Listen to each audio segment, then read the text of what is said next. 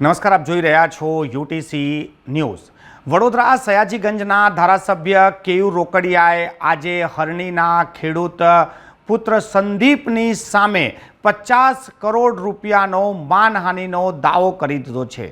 સંદીપ પટેલે થોડા દિવસ અગાઉ જ વિશ્વામિત્રી નદીની બાજુમાં આવેલી જમીનના મામલે જ્યારે પત્રકાર પરિષદ કરી હતી ત્યારે સયાજીગંજના ધારાસભ્ય કેયુર રોકડિયા અને મ્યુનિસિપલ કાઉન્સિલર પરાક્રમસિંહ જાડેજા પર ગંભીર આક્ષેપ કર્યા હતા કે તેમને જે જમીન પર ઘર બનાવ્યા છે અને જે જમીન ખરીદી છે તેના હેતુફેર કરાવવા માટે તેમને પોતાની સત્તાનો દુરુપયોગ કર્યો છે. સંદીપ પટેલે જ્યારે આ નિવેદન આપ્યું હતું ત્યારે સમગ્ર વડોદરા શહેરમાં હડકંપ મચી ગયો હતો. હાલ કેયુર રોકડિયા જે સયાજીગંજના ધારાસભ્ય છે તેઓ આના પહેલાં વડોદરાના મેયર પણ હતા અને મેયર હતા ત્યારે તેમને આ જમીનના હેતુફેર કરાવ્યા છે તેવા ગંભીર આક્ષેપ સંદીપ પટેલે લગાવ્યા હતા. આજે સયાજીગંજના ધારાસભ્ય કેયુર રોકડિયાએ તેમના એડવોકેટ હિતેશ ગુપ્તાના મારફતે 50 કરોડ રૂપિયાનો માનહાનિનો કેસ સંદીપ પટેલની સામે કરી દીધો છે. કેયુર રોકડિયા પર જે ગંભીર આક્ષેપ થયા હતા ત્યારે ઘણા સવાલ ઊભા થયા હતા કે કેયુર રોકડિયાએ શું જમીન ખરીદ્યા બાદ હેતુફેર કરાવ્યો છે કે પછી જમીન ખરીદીને હેતુફેર કર્યો છે. પરંતુ કેયુર રોકડિયા પહેલાંથી જ કહેતા આવ્યા છે કે તેમને જમીનનો પ્લોટ ખરીદ્યો હતો કોઈ એક વ્યક્તિ પાસે અને તેમને આ પ્લોટ વેચી પણ દીધો અને જ્યારે આ પ્લોટની ખરીદી કરવામાં આવી હતી ત્યારે તેઓ મેયર ન હતા. પરંતુ હવે સંદીપ પટેલે જ્યારે પત્રકાર પરિષદમાં જ આ ગંભીર આક્ષેપ લગાવી દીધા અને ત્યારબાદ અખબારો અને ટેલિવિઝનમાં પણ આ જે આક્ષેપ હતા તેની ચર્ચા ખૂબ ચાલી હતી. ત્યારે હવે કેયુર રોકડિયાએ જે સયાજીગંજના ધારાસભ્ય છે અને વડોદરાના પૂર્વ મેયર પણ છે તેમને સંદીપ પટેલની સામે 50 કરોડનો માનહાનિનો કેસ કરી દીધો છે. હાલ કેયુર રોકડિયા અને તેમના એડવોકેટ હિતેશ ગુપ્તાએ પ્રતિક્રિયા પણ આપી છે કે તેમને શું કર્યું છે અને શાના માટે કર્યું છે. ત્યારે બીજી તરફ સંદીપ પટેલ સાથે પણ અમે ટેલિફોનિક વાતચીત કરી છે અને તેમને પણ પોતાનો પક્ષ મૂક્યો છે. સંદીપ પટેલ આજે પણ પોતાના વક્તવ્ય પર અડિંગ છે અને તેમનું કહેવું છે કે જ્યારે તેમને કોર્ટની નોટિસ મળશે તો તેની સામે તેમની લીગલ ટીમ તેનો યોગ્ય જવાબ પણ આપી દેશે. संदीप भाई पटेल नाम के व्यक्ति के द्वारा कांग्रेस कार्यालय पे एक प्रेस कॉन्फ्रेंस हुई और उसके अंदर कुछ आरोप लगाए गए. मेरे मेयर काल के दौरान यहाँ पे फेर हुआ है, वोटिंग हुआ है और करोड़ों का घपला हुआ है, ऐसा कह के उन्होंने आरोप लगाए. जबकि मैंने एक छोटा प्लॉट खरीदा था और 2019 से खरीद के 2020 में मैंने उसको बेच दिया था और मैं मेयर बना था 2021 के मार्च में. तब इन सारे आरोपों को नकारते हुए हमने उनको एक नोटिस भेजी थी, माफ़ी मांगने की तक भी दी थी और अगर माफ़ी नहीं मांगते तो पुरावा भी हमें दे सके तो ये भी हमने तक दी थी. उन दोनों को डिनाई करते हुए वो अपनी बात पे अड़े रहे.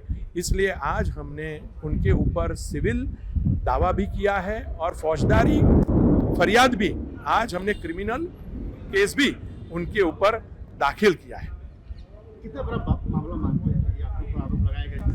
देखिए, किसी भी आदमी पर आरोप लगाना बहुत आसान होता है और मैंने तो वडोदरा शहर के अंदर कई बड़े दबान भी हटाए हैं, तब कई लोगों ने पर्सनलाइज आरोप भी किए हैं. तो ये बात एक अलग है, लेकिन जिस तरह कौभांड का आरोप लगाया गया है तो इसको सहन न करते हुए आज हमने, और मैं किसी भी व्यक्ति को कहना चाहूँगा, अपने हाथ में किसी भी आरोप के पुरावे के बिना किसी पे भी फरियाद नहीं करनी चाहिए, तो किसी पे भी आरोप नहीं लगाना चाहिए. ये कहते हुए आज जो उन्होंने पहले आरोप लगाए थे, आज उनके सामने मैंने फरियाद दाखिल की है. क्या अमाउंट रखा है आपने? जितना उन्होंने आरोप किया था मैंने उतनी अमाउंट 50 करोड़ का उनके ऊपर दावा किया है. आपका राजनीतिक कैरियर के ऊपर उन्होंने आक्षेप किया, ये लगता है आपके बहुत बड़ा नुकसान आपके लिए? देखिए, मैं मेयर नहीं था उस टाइम पे, तब भी उन्होंने आरोप लगाए थे कि मेयर कार्यकाल के दरमियान इन्होंने ये जोन फेयर किया, प्लॉटिंग किया, ये सब उन्होंने उस टाइम पे किया है और करोड़ों का मुनाफा लिया है, अपनी सत्ता का दुरुपयोग किया, जबकि मैं मेयर क्या कॉर्पोरेटर नहीं था उस टाइम पे। और मैंने एक छोटा प्लॉट 1 साल के अंदर खरीद के बेच दिया था।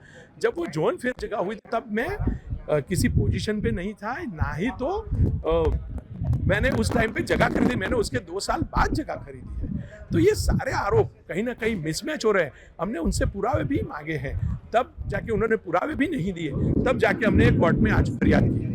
संदीप विनुभाई पटेल नाम के व्यक्ति ने 19 सितंबर 2024 को एक इंटरव्यू दिया था। पब्लिक में जब एक जन आक्रोश था, एक दुख था विश्वामित्री में आए हुए पूर को लेकर। अभी इस बाढ़ के परिस्थिति में लोगों के भावनाओं के साथ खिलवाड़ करने के लिए, श्री केयूर रोकड़िया को बदनाम करने के लिए जिस तरह की बात संदीप पटेल ने मीडिया के माध्यम से लोगों के सामने रखी कि 50 करोड़ का कौभांड हुआ है, मेयर थे तब जोन फेयर का किया है, मेयर थे तब ज़मीन खरीदी और बेची है, तो कहीं ना कहीं मेयर पद को भी टारगेट करने की एक कोशिश थी, लोगों को गुमराह करने की कोशिश। और इसीलिए जब इनका जो इंटरव्यू था उसमें श्री केयूर रोकड़िया को लेकर उन्होंने जो कुछ बात रखी थी लोगों के सामने, उसके एविडेंस हमने देखे।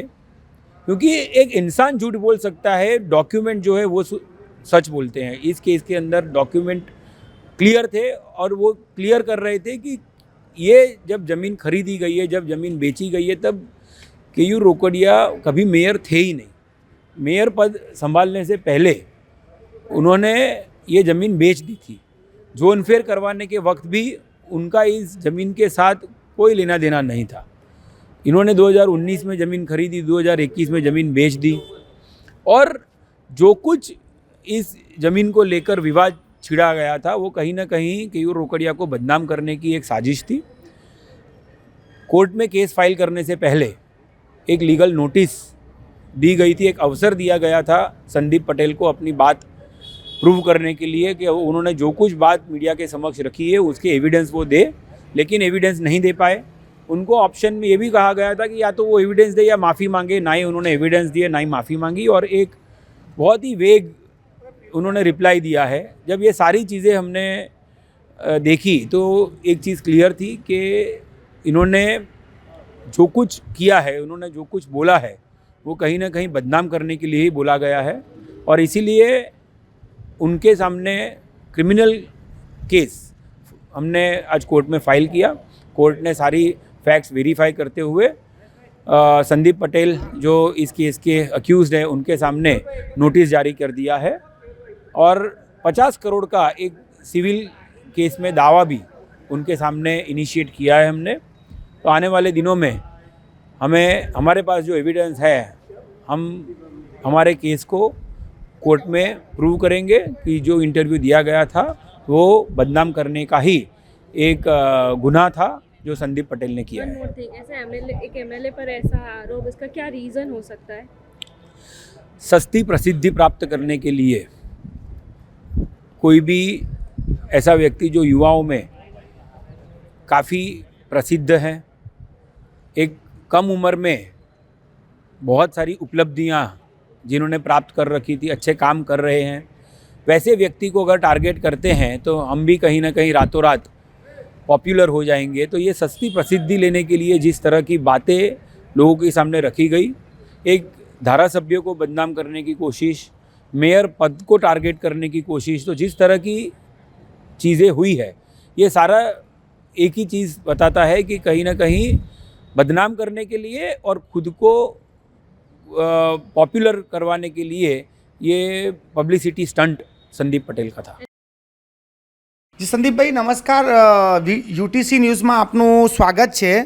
આ સયાજીગંજના ધારાસભ્ય કેયુર રોકડિયાએ તમારી સામે 50 કરોડનો ડેફર્મેશનનો કેસ કર્યો છે, શું પ્રતિક્રિયા તમારી? કંઈ નહીં, હજુ મને કંઈ કોર્ટ તરફથી કોઈ નોટિસ કે કંઈ મળ્યું નથી મનોજભાઈ। હવે મળશે એટલે મારી લીગલ ટીમ એને કરીને જે હશે એનું આન્સર આપશે ને અમારા પુરાવા છે કોર્ટમાં અમે રજૂ કરીશું। પણ આટલું જે તમે પત્રકાર પરિષદ કરીને જે આક્ષેપ લગાવ્યા હતા તેમનું કહેવું છે કે તેમની માનહાનિ થઈ છે, તેમની પ્રતિષ્ઠા ખરડાઈ છે, એ મેયર નહોતા અને તમે એમને જણાવ્યું કે મેયર હતા ત્યારે તેમને આ જમીન બદલી છે, તો આ બધા જે મૌખિક જે આક્ષેપો છે તેને લઈને શું કહેશો?